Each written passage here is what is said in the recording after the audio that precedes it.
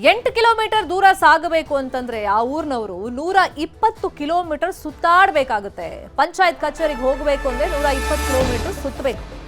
ಬೆಳ್ತಂಗಡಿ ತಾಲೂಕಿನ ಎಳನೀರು ಪ್ರದೇಶದ ಜನರ ಪರಿಸ್ಥಿತಿ ಇದು.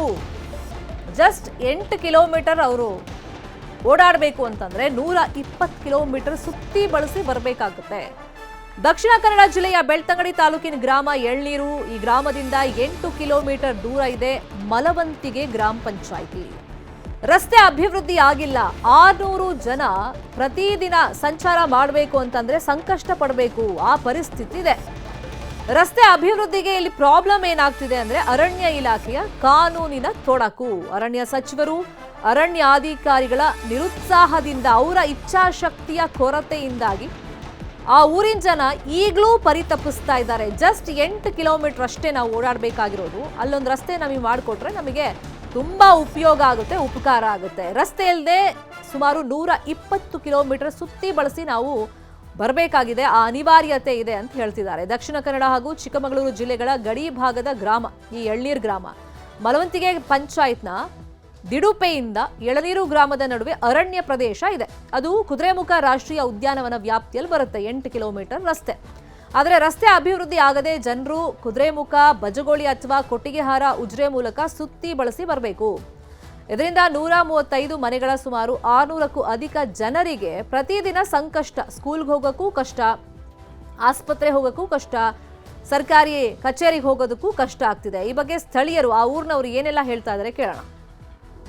ಕರ್ನಾಟಕದಲ್ಲಿ ಇದು ಭಾರಿ ಹತ್ತಿರವಾದಂಥ ಪ್ಲೇಸು. ಯಾಕಂತ ಹೇಳಿದ್ರೆ ಧರ್ಮಸ್ಥಳ ಸುಬ್ರಹ್ಮಣ್ಯ, ಈ ಕಡೆ ಶೃಂಗೇರಿ, ಹೊರನಾಡು, ಕಳಸ, ಈ ಕಡೆ ಭಾರಿ ಹತ್ತಿರ ಆಗ್ತದೆ ಸರ್. ಇದು ನೀವು ದಯವಿಟ್ಟು ಯಾವುದೇ ಅಧಿಕಾರಿಗಳಾದರೂ ಕೂಡ ಇದನ್ನು ಗಮನದಲ್ಲಿ ಇಟ್ಕೊಂಡು ನಮ್ಮಂಥ ಪರಿಸ್ಥಿತಿಯಲ್ಲಿ ನೋಡಿದರೆ ಗಂಭೀರ ನಮ್ಮದು. ಯಾಕಂತೇಳಿದ್ರೆ ಮಳೆಗಾಲದಲ್ಲಿ ಏನಾರು ಒಂದು ಸಮಸ್ಯೆ ಇತ್ತು, ನಮಗೆ ಒಂದು ವ್ಯವಹಾರ ದೃಷ್ಟಿ ಇತ್ತು ಅಂತ ಹೇಳಿದರೆ ನಾವು ತಾಲೂಕು ಆಫೀಸಿಗೆ ಬರ್ಬೇಕಂತ ಹೇಳಿದ್ರೆ ಒಂದು ರೌಂಡ್ ಆಗಿ ಬರ್ಬೇಕು. ನಾವು ಒಂದು ಬಜಗಳಿಂದ ಈ ಕಡೆ ಕೊಟ್ಟಿಗೆಯಿಂದ ಎರಡರಲ್ಲಿ ನಾವು ಇಲ್ಲಿಂದ ನಮ್ಮಲ್ಲಿಂದ ಖಾಲಿ 8-9 ಕಿಲೋಮೀಟರ್ ಇರೋದು. ನಮಗೆ ಸರ್ಕಾರ ಇದನ್ನ ಮನೆ ಎತ್ತಿಸಿಕೊಳ್ಳಿ, ಸಾಮಾನ್ಯ ಒಂದು ರಸ್ತೆ ಆದ್ರೂ ಕೂಡ ನಮಗೆ ಅನುಕೂಲ.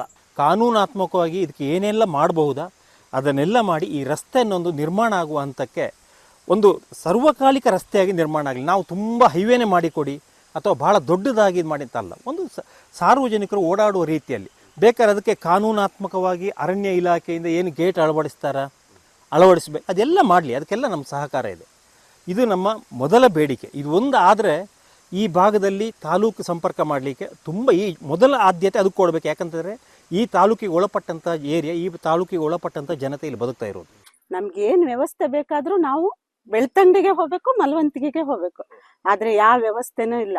ಬೆಳ್ತಂಗಡಿಗೆ ಹೋಗ್ಬೇಕಂದ್ರೆ 2 ದಿನ ಹೋಗಿ ಅಲ್ಲಿ ಏನಾದ್ರೂ ಕೆಲಸ ಮಾಡ್ಬೇಕಾದ್ರೆ ಇಲ್ಲಿಂದ ಹೊರಡತ್ತಿಗೆ 6 ಗಂಟೆಗೆ ಹೊರಡ್ತೀವಿ. ಅಲ್ಲಿ ಹೋಗಿ ನಡ್ಕೊಂಡು ಹೋದ್ರೆ ಹೋಗೋಷ್ಟೊತ್ತಿಗೆ 12 ಗಂಟೆ ಆಗುತ್ತೆ. ಆಮೇಲೆ ಅಲ್ಲಿ ಉಳ್ಕೊಳ್ಬೇಕು, ಯಾರ್ದಾರು ಮನೆ ನೋಡ್ಬೇಕು, ಅವ್ರ ಪಂಚಾಯತಿಯವರೆಲ್ಲ ಕೇಳಬೇಕು. ನಮಗೊಂದು ಏನು ವ್ಯವಸ್ಥೆ ಬೇಕಂದ್ರೆ ಅವ್ರು ಇವತ್ತಿಲ್ಲ ನಾಳೆ ಬನ್ನಿ ಅಂದ್ರೆ ಮತ್ತೆ ಪುನಃ ಅಲ್ಲಿ ಉಳಿಬೇಕು. ಉಳಿದು ಮಾಡ್ಕೊಂಡು ಬರೋಷ್ಟೊತ್ತಿಗೆ 2 ದಿನ ಆಗುತ್ತೆ.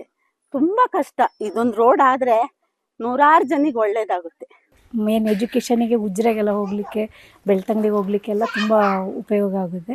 ಮತ್ತು ನಮಗೆ ತಿಂಗಳಲ್ಲಿ 2 ಸಲ ಮೀಟಿಂಗ್ ಇರುತ್ತೆ ಅಂಗನವಾಡಿದು ಬೆಳ್ತಂಗಡಿಗೆ ಹೋಗಲಿಕ್ಕೆ. ಅದಕ್ಕೋಸ್ಕರ ನಾವು ಇಲ್ಲಿ ರೋಡ್ ಆದರೆ ನಮಗೆ ಒಂದು ವಾಹನದ ಏನಾದ್ರು ವ್ಯವಸ್ಥೆ ಆದರೆ ಹೋಗ್ಬೋದು. ಎಲ್ಲ ಜೀಪ ಇಲ್ಲ ಏನಾದ್ರು ಒಂದು ವ್ಯವಸ್ಥೆ ಇದ್ದೇ ಇರುತ್ತೆ ಅಲ್ವಾ, ಅದರಲ್ಲಿ ನಾವು ಹೋಗ್ಬೋದು. ನಮಗೆ ತುಂಬ ಇಂಪಾರ್ಟೆಂಟ್. ಯಾಕೆಂದರೆ ನಾವು ಒಂದು ಸಣ್ಣ ಪಂಚಾಯತಿ ಕೆಲಸಕ್ಕಂದ್ರೂ ಇದರಲ್ಲೇ ಹೋಗಬೇಕಾಗುತ್ತೆ. ತುಂಬ ಹತ್ತಿರ ಇದೆ ಹೋಗಲಿಕ್ಕೆ, ಒಂದು 8 ಕಿಲೋಮೀಟ್ರಲ್ಲಿ ಹೋಗಿ ಬರ್ಬೋದು. ಇಲ್ಲ ಬಸ್ಸಲ್ಲಿ ಹೋಗ್ಬೇಕಂದ್ರೆ ಬಜಗುಳಿ ಮಾಲಾಗಿ ಹೋಗಬೇಕಾಗ್ತದೆ. ಅದಂದರೆ ಒಂದು 100-130 ಕಿಲೋಮೀಟ್ರ್ ಇರ್ಬೋದು. ನಮಗೆ ನಾವು ಹೋಗುವಾಗನೇ ಅಲ್ಲಿ ಮಧ್ಯಾಹ್ನ ಆಗಿರ್ತದೆ. ನಮ್ಗೆ ಯಾವ ಕೆಲಸನೂ ಆಗೋದಿಲ್ಲ. ಮತ್ತು ಸಂಜೆ ಮತ್ತೆ ಸ್ವಲ್ಪ ಹೊತ್ತು ಇದಾದಮೇಲೆ ಮಧ್ಯಾಹ್ನ ಊಟ ಎಲ್ಲ ಆಗಿ ನಮ್ಮ ಕೆಲಸ ಮುಗಿಯೋಷ್ಟೊತ್ತಿಗೆ ಸಂಜೆ ಆಗ್ತದೆ. ಬರುವಾಗ ರಾತ್ರಿ ಆಗಿರ್ತದೆ. ಬಸ್ ಟೈಮಿಂಗಿಗೆ ನಮಗೆ ಕ್ಯಾಚ್ ಮಾಡಲಿಕ್ಕಾಗಲ್ಲ. ಮತ್ತು ಯಾವುದೇ ಒಂದು ನಮಗೆ ಪಂಚಾಯತಿ ಕೆಲಸ ಸಣ್ಣದಾದ್ರೂ ನಾವು ಒಂದು ರೌಂಡ್ ಹೋಗಿ ಬರುವಾಗ ಒಬ್ಬೊಬ್ಬರಿಗೆ ಹೋಗ್ಲಿಕ್ಕೆ ಕಷ್ಟ ಇದೆ. ಇದೇ ವಿಚಾರವಾಗಿ ಇನ್ನಷ್ಟು ಡೀಟೇಲ್ ಆಗಿ ಇನ್ಫಾರ್ಮೇಶನ್ ಕೊಡ್ತಾ ಹೋಗೋದಕ್ಕೆ ನೇರ ಸಂಪರ್ಕದಲ್ಲಿ ಕನೆಕ್ಟ್ ಆಗಿದ್ದಾರೆ ನಮ್ಮ ರಿಪೋರ್ಟರ್ ಕಿಶನ್ ಶೆಟ್ಟಿ. ಸ್ವಾತಂತ್ರ್ಯ ಬಂದು ಇಷ್ಟು ವರ್ಷ ಆದರೂ ಕೂಡ ಕನಿಷ್ಠ ಮೂಲಭೂತ ಸೌಕರ್ಯಗಳಲ್ಲಿ ಒಂದು ರಸ್ತೆ, ಸೊ ಅದು ಈ ಊರಿನವರಿಗೆ ಸಿಗ್ತಾ ಇಲ್ಲ. ಇಲ್ಲಿ ಪ್ರಾಕ್ಟಿಕಲಿ ಸುಮಾರು ಸಮಸ್ಯೆ ಇರ್ಬೋದು, ಇಲ್ಲ ಅಂತಲ್ಲ. ಯಾಕಂದರೆ ಕುದುರೆಮುಖ ರಾಷ್ಟ್ರೀಯ ಅರಣ್ಯ ಪ್ರದೇಶದಾಗಿರೋದ್ರಿಂದ ಒಂದಿಷ್ಟು ಕಾನೂನಿನ ತೊಡಕು ಕೂಡ ಇರ್ಬೋದು. ಬಟ್ ಅದನ್ನು ಬಗೆಹರಿಸುವಂಥ ನಿಟ್ಟಿನಲ್ಲಿ ಜನಪ್ರತಿನಿಧಿಗಳು, ಅಧಿಕಾರಿಗಳು ಗಮನ ಕೊಡ್ತಾ ಇಲ್ವಾ? ಶರ್ಮಿತಾ, ಈ ಎಳನೀರು ಭಾಗದ ಜನ ಬೇರೇನು ಹೈಫೈ ಲೈಫನ್ನು ಕೇಳ್ತಾ ಇಲ್ಲ. ಯಾಕಂದರೆ ಅವರ ಜೀವನಕ್ಕೆ ಬೇಕಾದಂಥ ಅತ್ಯಮೂಲ್ಯ ಮೂಲಭೂತ ಸೌಕರ್ಯ ಒಂದು ರಸ್ತೆ. ಆ ರಸ್ತೆಯನ್ನು ಸರಿ ಮಾಡಿ ಅಂಥೇಳಿ ಹಲವು ವರ್ಷಗಳಿಂದ ಬೇಡಿಕೆಯನ್ನು ಇಡ್ತಾ ಬರ್ತಿದ್ದಾರೆ. ಅಧಿಕಾರಿಗಳ ಜೊತೆ ಸಂಪರ್ಕ ಮಾಡಿ ಅವರಿಗೆ ಮನವಿಯನ್ನು ಕೊಡ್ತಾ ಹೋಗ್ತಾರೆ. ಅರಣ್ಯ ಸಚಿವರಿಗೆ ಖುದ್ದು ಭೇಟಿಯಾಗಿ ಮನವಿಯನ್ನು ಕೊಟ್ಟಿದ್ದಾರೆ. ಆದರೆ ಇಲ್ಲಿ ತನಕ ಯಾವುದೇ ರೀತಿಯಾಗಿ ಅಂಥ ವ್ಯವಸ್ಥೆಗಳು ಆಗಿಲ್ಲ. ಇರೋಕ್ಕೆ ಒಂದು ಕಚ್ಚಾ ರಸ್ತೆ ಇದೆ, ಆದರೆ ಕಚ್ಚಾ ರಸ್ತೆಯಲ್ಲಿ ಮಳೆಗಾಲದಲ್ಲಿ ಹೋಗೋಕ್ಕೆ ಅಸಾಧ್ಯವಾದಂಥ ಪರಿಸ್ಥಿತಿ ಅಲ್ಲಿ ಇರುವಂಥದ್ದು. ಯಾಕಂದರೆ ಆ ರಸ್ತೆಯಲ್ಲಿ ಹೋದವರಿಗೆ ಗೊತ್ತಾ ಅದು ಎಷ್ಟು ಭಯಾನಕವಾಗಿದೆ. ಮತ್ತು ಸಾಮಾನ್ಯವಾಗಿ ಒಂದು ಬೈಕಲ್ಲಿ ಹೋಗೋಕ್ಕೆ ಕೂಡ ಅಸಾಧ್ಯ, 4 ವೀಲ್ ಗಾಡಿಗಳು ಬೇಕು. ಆದರೆ ಆ ಭಾಗದಲ್ಲಿ ವಾಸ ಮಾಡ್ತಾ ಇರುವಂತಹ ಸುಮಾರು 600ಕ್ಕೂ ಹೆಚ್ಚು ಜನ ಅವರು ಬಹಳ ಬಡತನದಲ್ಲಿ ಇರುವವರು. ಅವರು 4 ವೀಲ್ ಗಾಡಿಯನ್ನು ಅಲ್ಲಿ ಬಾಡಿಗೆ ತೆಗೆದು ಹೋಗೋಕ್ಕೆ ಕೂಡ ಅಸಾಧ್ಯ ಆಗುತ್ತೆ. ಹಾಗಾಗಿ ಸರ್ಕಾರದ ಮುಂದೆ ಒಂದು ಮನವಿ ಮಾಡಿದ್ದಾರೆ, ಕನಿಷ್ಠ ಪಕ್ಷ 8 ಕಿಲೋಮೀಟರ್ ಒಂದು ರಸ್ತೆಯನ್ನು ಮಾಡಿಕೊಡಿ ಅಂಥೇಳಿ. ಆದರೆ ಇಲ್ಲಿ ತನಕ ಅವರ ಬೇಡಿಕೆಗಳಿಗೆ ಯಾವುದೇ ರೀತಿಯಾಗಿ ಸ್ಪಂದನೆ ಸಿಗ್ತಾ ಇಲ್ಲ. ಅಧಿಕಾರಿಗಳು ಹೇಳ್ತಾ ಇರುವಂಥದ್ದು ಇದು ಅರಣ್ಯದ ಒಳಭಾಗದಲ್ಲಿ ಹೋಗುವಂಥ ರಸ್ತೆ, ಹಾಗಾಗಿ ಕಾನೂನಾತ್ಮಕವಾಗಿ ಇದಕ್ಕೆ ಸಾಕಷ್ಟು ತೊಡಕುಗಳಿವೆ, ಸಾಕಷ್ಟು ಗೊಂದಲಗಳು ಕೂಡ ಇದೆ. ಇದನ್ನು ಸರಿ ಮಾಡೋಕ್ಕೆ ಅದು ಕಾನೂನೇ ತಿದ್ದುಪಡಿ ಆಗಬೇಕೆಂಬ ಒಂದು ಭರವಸೆಯನ್ನು ಕೊಡ್ತಾರೆ. ಆದರೆ ಇಲ್ಲಿ ತನಕ ಅಂತಹ ಯಾವುದೇ ಪ್ರಯತ್ನಗಳು ಆಗಿಲ್ಲ. ಅರಣ್ಯ ಸಚಿವ ಈಶ್ವರ್ ಖಂಡ್ರೆ ಅವರು ಮನಸ್ಸು ಮಾಡಿದರೆ ಸುಮಾರು 600 ಜನರ ಬದುಕಿಗೆ ಒಂದು ಹೊಸ ಆಶಾಕಿರಣ ಆಗುತ್ತೆ. ಯಾಕಂದರೆ 8 ಕಿಲೋಮೀಟರ್ ಸಂಪರ್ಕದ ಈ ರಸ್ತೆ ಎಳನೀರು ಭಾಗದ ಜನ ಕೆಳಭಾಗದಲ್ಲಿರುವಂಥ ಮಲವಂತಿಗೆ ಗ್ರಾಮಕ್ಕೆ ಬರಬೇಕಾದ್ರೆ ಸುಮಾರು 120 ಕಿಲೋಮೀಟರ್ ದಾಟಿಕೊಂಡು ಬರಬೇಕು. ಒಂದು ಸಣ್ಣ ಬ್ಯಾಂಕಿಗೆ ಹೋಗಬೇಕಾದ್ರೂ ಕೂಡ 120 ಕಿಲೋಮೀಟರ್ ದಾಟಿಕೊಂಡು ಬರಬೇಕು.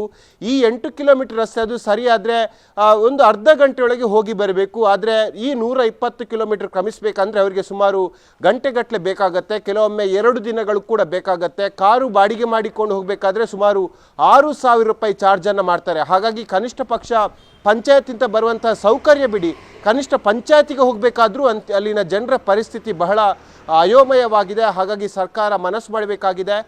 ಶಾಸಕ ಹರೀಶ್ ಪೂಂಜ್ ಅವರು ಈ ಬಗ್ಗೆ ಸಾಕಷ್ಟು ಕೆಲಸವನ್ನು ಮಾಡ್ತಾ ಇದ್ದಾರೆ. ಯಾಕಂದರೆ ಎಳನೀರು ಸಂಪರ್ಕ ಮಾಡುವಂಥ ದಿಡುಪೆಯಿಂದ ಎಳನೀರು ಸಂಪರ್ಕ ಮಾಡುವಂಥ ರಸ್ತೆಯನ್ನು ಕಚ್ಚಾ ರಸ್ತೆಯನ್ನು ಮಾಡಬೇಕಾದ್ರೆ ಸಾಕಷ್ಟು ಶ್ರಮ ಕೂಡ ಅವರದಿರುತ್ತೆ. ಈ ಹಿಂದೆ ಹಲವು ಕೆಲಸಗಳು ಕೂಡ ಆಗಿದೆ.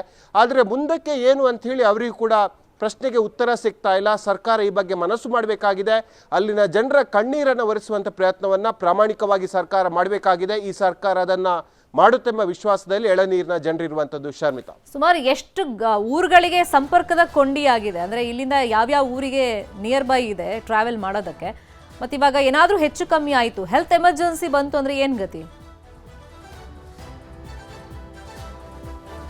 ಶರ್ಮಿತಾ, ಹೌದು, ಎಳನೀರಿನ ಹಲವಾರು ಅಕ್ಕಪಕ್ಕದ ಊರುಗಳಿಗೆ ಈ ರಸ್ತೆಯ ಜೀವಾಳ. ಅದಕ್ಕಿಂತ ಹೇಳಬೇಕಾದ್ರೆ ದಕ್ಷಿಣ ಕನ್ನಡದಿಂದ ಚಿಕ್ಕಮಗಳೂರಿಗೆ ಹೋಗಬೇಕಾದ್ರೂ ಕೂಡ ಈ ರಸ್ತೆ ಅಂದರೆ 8 ಕಿಲೋಮೀಟರ್ ಸರಿಯಾದರೆ ಬಹಳಷ್ಟು ಹತ್ತಿರದ ರೂಟ್. ಒಂದು ಚಾರ್ಮಾಡಿ ಘಾಟ್ ಮೂಲಕವಾಗಿ ಚಿಕ್ಕಮಗಳೂರಿಗೆ ಹೋಗ್ತಾರೆ, ಇಲ್ಲಾಂದರೆ ಕುದುರೆಮುಖವಾಗಿ ಹೋಗ್ತಾರೆ. ಈ ದಿಡುಪೆಟ್ಟು ಎಳನೀರು ರಸ್ತೆ ಸರಿಯಾದರೆ ಸುಮಾರು 8 ಕಿಲೋಮೀಟರಲ್ಲಿ ಅವರು ನೇರವಾಗಿ ಸಂಸೆಗೆ ಹೋಗ್ತಾರೆ. ಸಂಸೆಯಿಂದ ಕಳಸಕ್ಕೆ ಸಂಪರ್ಕವನ್ನು ಮಾಡ್ಬೋದು. ಒಂದು ಗ್ರಾಮದ ಜನರ ಒಂದು ಬದುಕು ಸರಿಯಾಗುತ್ತೆ. ಇದರ ಜೊತೆಗೆ ಪ್ರವಾಸೋದ್ಯಮ ಕೂಡ ಬಹಳ ಉತ್ಕೃಷ್ಟವಾದ ಮಟ್ಟದ ರಸ್ತೆ ಇದಾಗುತ್ತೆ ಅಂತ ಹೇಳಿ ಅಲ್ಲಿನ ಜನರ ಅಭಿಪ್ರಾಯ ವ್ಯಕ್ತವಾಗ್ತಾ ಇದೆ. ಯಾಕಂದರೆ ಮಳೆಗಾಲದಲ್ಲಿ ಈ ಕಡೆ ಚಾರ್ಮಾಡಿ ಘಾಟು ಕೂಡ ಸಂಚಾರಕ್ಕೆ ಬಹಳ ಯೋಗ್ಯವಾದಂಥ ಅಲ್ಲ, ಅಲ್ಲಲ್ಲಿ ಗುಡ್ಡ ಕುಸಿತಗಳು ಆಗ್ತಾ ಇರುತ್ತೆ. ಹಾಗಾಗಿ ಈ 8 ಕಿಲೋಮೀಟರ್ ರಸ್ತೆ ಅಭಿವೃದ್ಧಿ ಆದರೆ ಸಾಕಷ್ಟು ತೊಂದರೆ ಆಗುತ್ತೆ, ಅಂದ್ರೆ ಉಪಕಾರ ಆಗುತ್ತೆ ಮತ್ತು ಪ್ರವಾಸೋದ್ಯಮ ಕೂಡ ಬಹಳಷ್ಟು ಪೂರಕ ಆಗುತ್ತೆ. ಇನ್ನು ಆರೋಗ್ಯದ ವಿಚಾರವಾಗಿ ನೋಡಬೇಕಾದ್ರೂ ಕೂಡ ಅಲ್ಲಿನ ಜನ ಉಜಿರೆಗೆ ಬರಬೇಕು, ಇಲ್ಲಾಂದರೆ ಕಳಸದಲ್ಲಿ ಯಾವುದೇ ಸುಸಜ್ಜಿತವಾದ ಆಸ್ಪತ್ರೆಗಳಿಲ್ಲ. ಉಜಿರೆ, ಮಂಗಳೂರು ಈ ಭಾಗಕ್ಕೆ ಬರಬೇಕು. ಆ ರಸ್ತೆ ಕೂಡ ಡೆವಲಪ್ ಆದರೆ ಆರೋಗ್ಯ ವಿಚಾರದಲ್ಲಿ ಕೂಡ ಸಾಕಷ್ಟು ಸುಧಾರಣೆ ಆಗುತ್ತೆ.